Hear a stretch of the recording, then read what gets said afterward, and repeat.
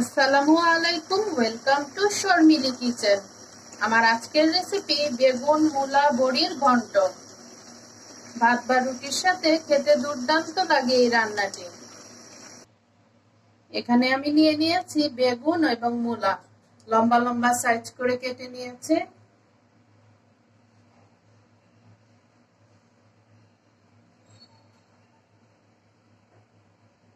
দিয়ে দিচ্ছি পরিমাণ মতো লবণ, হলুদের গুঁড়া, মরিচের গুঁড়া।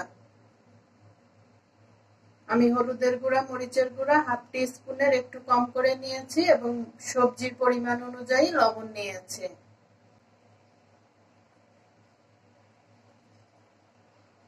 মশলা লবণ দিয়ে সবজিগুলো মেখে নিচ্ছি। সবজিগুলো মশলা এবং লবণ দিয়ে মেখে নিয়েছি, চলে যাচ্ছি রান্নাতে।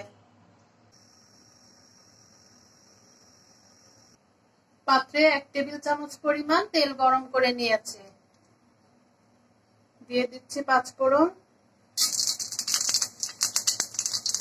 কাঁচামরিচ,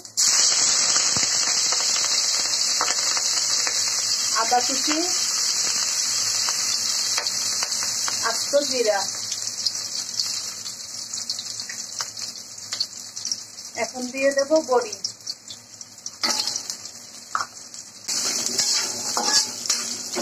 বড়ির সাথে মশলাগুলো সুন্দর করে ভেজে নেব।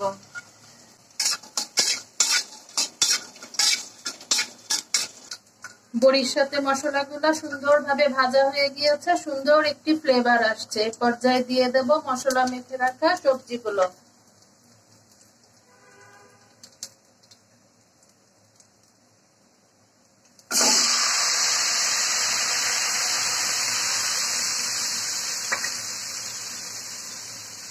এখন ভালোভাবে কষিয়ে নিচ্ছে।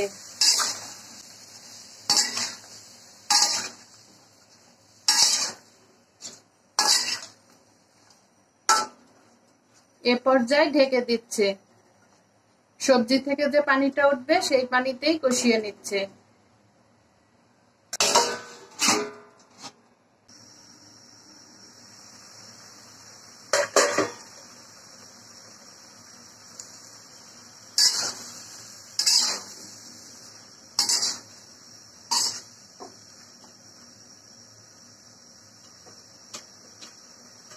এই পর্যায়ে দিয়ে দিচ্ছি সবজি যে মেখে রেখেছিলাম সেই পাত্র ধোয়া পানি।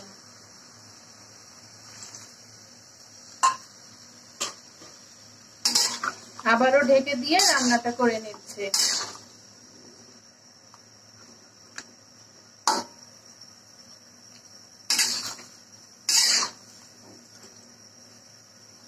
খুবই মজার একটি রান্না, ভাত বা রুটির সাথে খেতে দারুণ লাগবে। এরকম মজার মজার সহজ রেসিপি পেতে চাইলে চ্যানেলটিকে সাবস্ক্রাইব করে রাখতে পারেন বন্ধুরা। আর যারা সাবস্ক্রাইব করেছেন তাদেরকে অসংখ্য ধন্যবাদ।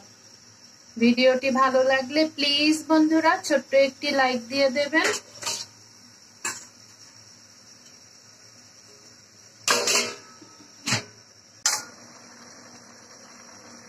ফিরে আসলাম 10 মিনিট পর।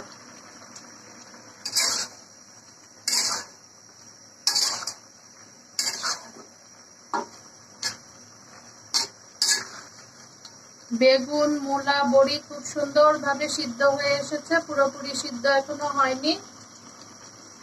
এ পর্যায়ে দিয়ে দেব তেলে নেওয়া জিরার গুঁড়া, সরিষা গুঁড়া এবং আচারি মশলা। এই আচারি মশলাটা আমি যে আচারের জন্য করেছিলাম সেই মশলাটা অ্যাড করছি। ধনে জিরা 5 ফোড়ন শুকনা মরিচ সবকিছুই এখানে দেয়া আছে, গরম মশলা। এখন মশলাটা ভালোভাবে মিক্সড করে দেব।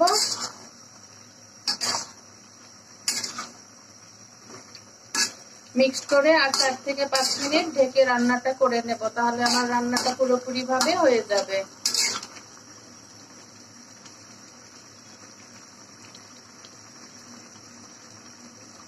খুবই কম সময়ে হয়ে যায় এই রান্নাটি।